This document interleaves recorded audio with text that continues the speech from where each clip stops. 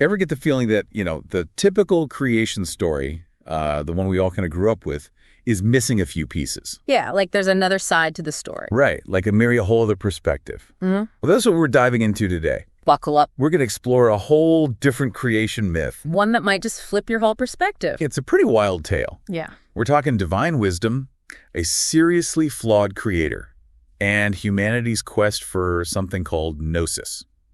This story really tackles those big questions, the existential ones, the ones we all grapple with at some point. Like, where did we come from? What are we even doing here? Exactly. And how do we find truth? In a world that honestly feels full of illusions a lot of the time. Right. So in this story, there's this force called Sophia. She embodies divine wisdom. And then we have this character, Yaldabaoth. He's sort of this flawed creator figure. Yeah, they're kind of the stars of this whole cosmic drama. Okay, so walk me through this. Sophia, think of her like pure thought, the source of all creation. But here's where things take a turn. Okay. In some interpretations, it's Sophia who accidentally sets off this chain reaction, the one that ends up creating our material world. Interesting. It's like this unforeseen ripple effect. Ah, okay. So that's where Yaldabaoth enters the picture. Right. And he isn't exactly the typical, benevolent, all-knowing creator we usually picture. Not quite. Yaldabaoth is often depicted as arrogant, totally clueless about his true origins, and he's obsessed with power. So not a great combo. Imagine, like, a child playing with forces they don't understand, trying to mimic creation but ending up with, a flawed copy, an imperfect one. Gotcha.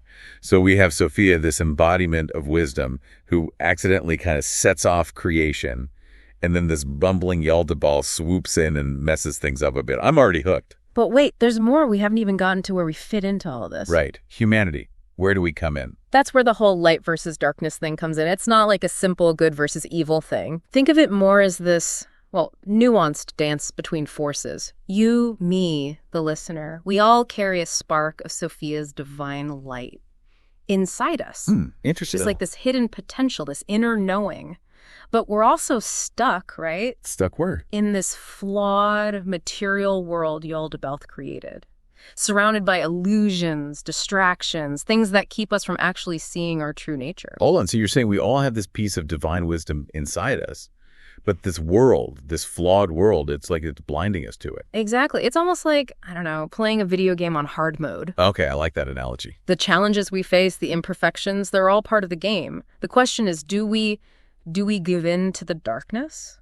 Or do we fight to awaken that inner light, that spark of Sophia? Okay, this is a lot to process. So how do we even start doing that? Is there like a map, a guidebook for finding this inner light? That's where Gnosis comes in. Yeah. It's not just knowledge like what you learn in school. It's deeper, like intuitive knowing.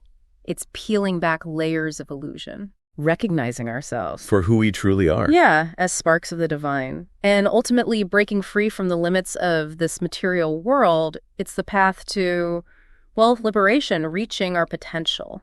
So Gnosis is like the ultimate level up in this cosmic video game. Yeah. It's about tapping into that divine wisdom inside us and seeing everything clearly. Ourselves, the world, everything. You got it. And there's no one way to get there. What do you mean? Some people see it as a gradual thing, like a slow process of self-discovery, shedding layers of, ignorance. Yeah, I can see that. Others think it's about these sudden moments. Like epiphanies. Yeah, exactly. Life-altering insights. But what's consistent is that it's an inward journey, a quest for truth. You got to question things, you got to seek, and ultimately you got to connect with that divine spark within. I'm really struck by the role of Sophia in the story, the divine feminine. It's so different from that image of a singular, powerful male god. For sure. Sophia really flips the script on traditional ideas about divinity. She embodies wisdom, compassion, creation, qualities that are often linked to the feminine. Right. It's a powerful reminder that divinity takes many forms and that the divine feminine is key in creation and our spiritual evolution. This is making me look at the world in a whole new way. But before we get too deep into the weeds here, I want to step back for a second. How does this all connect to our lives today? That's what's so cool about this. It's not just some old myth. It gives us a really relevant framework for our own personal journeys. It encourages us to question, to seek truth, and to remember that even when everything seems dark and chaotic, we all have that spark of the divine inside us. It's like, what? Like a hidden superpower just waiting to be unlocked? You could say that. Welcome back to our deep dive. We've been unpacking this really cool alternative creation story, with Sophia and Yaldabaoth. Right. And it's not just about the story itself. It's like it's giving us all these insights into spirituality and maybe challenging some of our assumptions. That's exactly it. This whole narrative pushes us beyond that traditional idea of a single, all-powerful God who controls everything. Okay, so where does it take us? It introduces this concept of, like, a participatory universe. It's almost as if we, as humans, play a role in our own spiritual evolution. We're not just along for the ride. We're not just passively waiting for some predetermined fate. Right, we're participating. And remember the whole idea of Gnosis we talked about. Yeah, that pursuit of knowledge, or like you said, intuitive knowing. Exactly. It's about awakening that divine spark, The piece of Sophia's wisdom that's inside each of us, it suggests this really empowered view of spirituality. So we're not just waiting around for something to happen to us. We're actively shaping our own transformation. I like that. It's making me rethink my whole approach to all of this. It's a big shift. But I do have a question.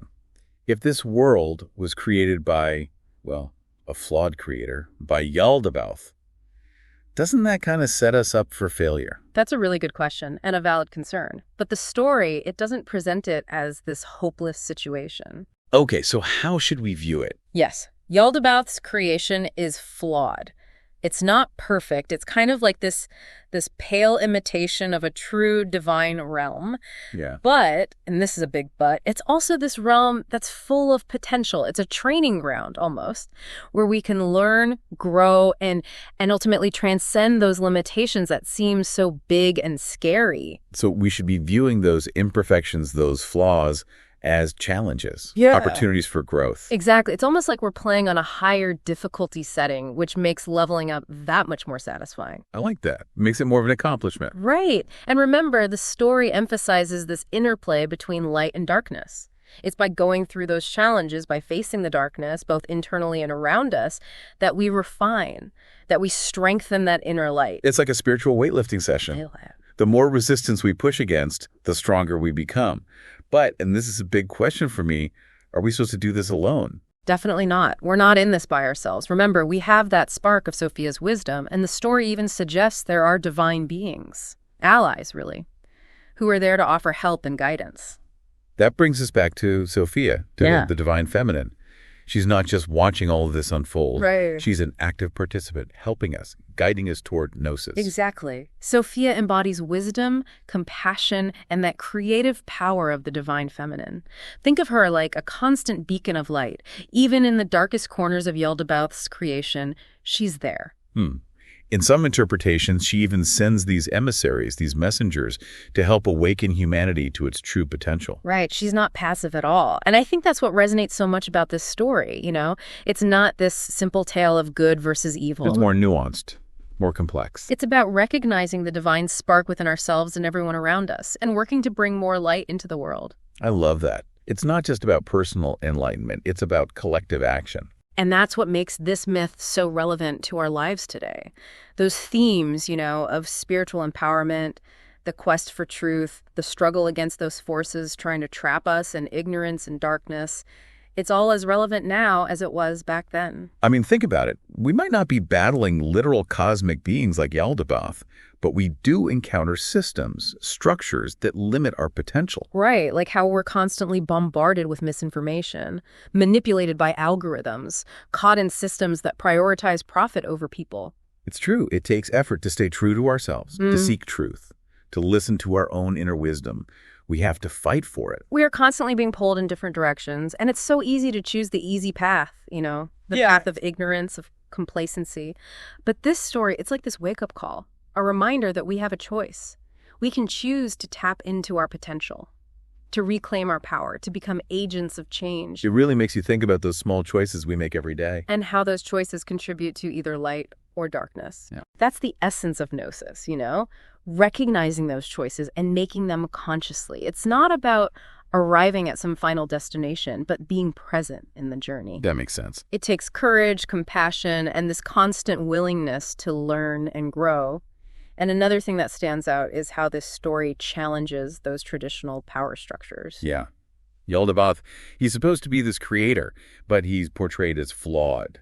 ignorant. It's like a critique of anyone who abuses their power, who tries to control others. It is. It's like the story flips our expectations. It shows that true power doesn't come from force or dominance, but from wisdom, compassion, and the willingness to empower others. I like that. Empowering others, not controlling them. And that message is super relevant today, right? Yeah. As we deal with social justice issues, inequality, the abuse of power in all its forms. It's everywhere. It makes you wonder if our fascination with this alternative creation story stems from this deeper longing, Longing for what?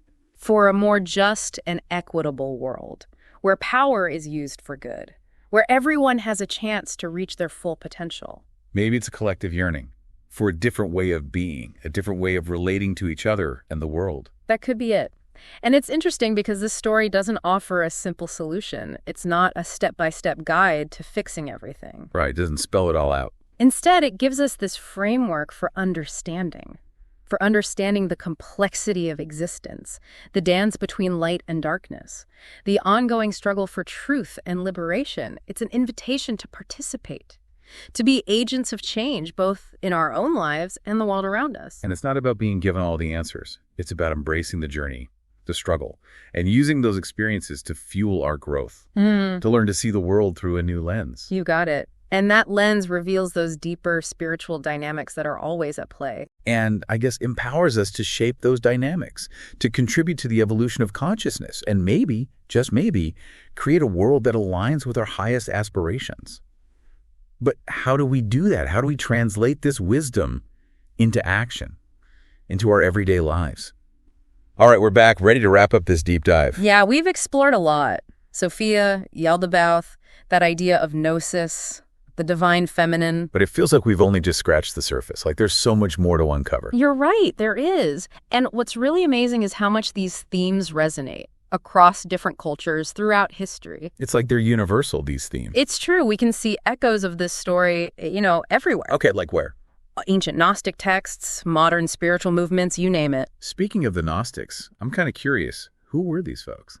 They were this, diverse group, early Christian and pre-Christian thinkers. They believed that personal spiritual knowledge, that gnosis we keep talking about, was the key to salvation. They saw this material world, the one Yaldabaoth created, as flawed, like an illusion almost. A trap. Yeah, like a trap that keeps us from realizing our true divine nature. So this whole story, Sophia, Yaldabaoth, it wasn't just a myth to them. It was a way to understand reality itself. Exactly. They saw it as this profound allegory for the human condition, our struggle to break free from ignorance, to reconnect with that divine spark inside us. And their goal? To escape the limitations of this material world, to achieve true liberation through gnosis. Sounds pretty radical, especially back then. Yeah. How did they seek this gnosis? Well, it varied between different groups. There were some common threads, though. Self-knowledge, introspection, studying sacred texts. Ah, the classics. Right. Many believed in having a spiritual guide, too. Someone to, help them on their path toward enlightenment. But ultimately, it always came down to personal experience, like this direct encounter with the divine. Something that goes beyond how we usually see things. I bet their ideas weren't too popular with everyone. You could say that. Their teachings definitely challenged the authority of the established church. Really? How so? Well, they had a different interpretation of Christian beliefs. And their emphasis on personal experience, the divine feminine, it wasn't exactly welcomed by the more patriarchal structures of the time. So they were kind of going against the grain. Yeah. Let's just say they weren't winning any popularity contests. And they probably made some enemies. They faced persecution, their texts were often suppressed, destroyed even, but their ideas, they didn't go away. They survived. They persisted, hidden sometimes, fragmented, but they continued to inspire, to influence spiritual seekers throughout history. It's amazing how relevant these ideas still are, all these centuries later. We might not be Gnostics in name, but we're still asking those same questions about truth, about meaning, about our place in the universe. That's the power of these ideas, right? They tap into something deep in the human spirit, that yearning, that quest for understanding. And if you look closely, you can see traces of these Gnostic themes woven into modern spiritual movements. Oh, interesting. Think about it. The emphasis on personal experience, questioning authority, recognizing the divine feminine. Yeah. That belief that true power lies in wisdom and compassion. It all resonates, right? Even today. Absolutely. It's like, even if we're not consciously aware of it, this ancient story is shaping how we approach spirituality. It's like it's become part of us. Part of our collective unconscious, maybe. Influencing our art, literature, even pop culture. Whoa, really? Yeah, think about the stories we tell. Movies, books, those recurring themes, The battle between good and evil, the hero's journey, the search for meaning. It's like echoes of these ancient archetypes, the ones that were first expressed in stories like the one we've been talking about. It's incredible to think this story has become so deeply ingrained in our collective consciousness, shaping our worldview. It's powerful, a testament to how enduring ancient wisdom is. And it shows us that this journey of Gnosis, this pursuit of self-awareness, well, every generation has to embark on it. It's a timeless quest. So as we wrap up, what's the one thing you really want listeners to take away from this whole conversation? If there's one message that really sticks, it's that this story is about empowerment. It reminds us that we're not just victims of fate or of a flawed creation. We have this divine spark inside us, the wisdom of Sophia, the potential to awaken to who we truly are and to become agents of change in the world. Oh. It's a call to action, a reminder that we have a choice. To embrace our power, to seek truth, to co-create a world that reflects that wisdom, that compassion embodied by Sophia. That's beautiful. This has been an incredible journey. Thank you so much for taking us through it. My pleasure. And to everyone listening, I want to leave you with one last thought. What if the world, the one we see around us, what if it's not the ultimate reality? What if it's more like a canvas? A canvas for what? A canvas where we can paint a new vision. A vision inspired by Sophia's wisdom, fueled by the light that's within each of us. That's a powerful image. Yeah. And a perfect way to end this conversation. As always, dear listeners, keep exploring these ideas. Keep seeking your own truth. And never underestimate the power that lies within you. Until next time, keep diving deep.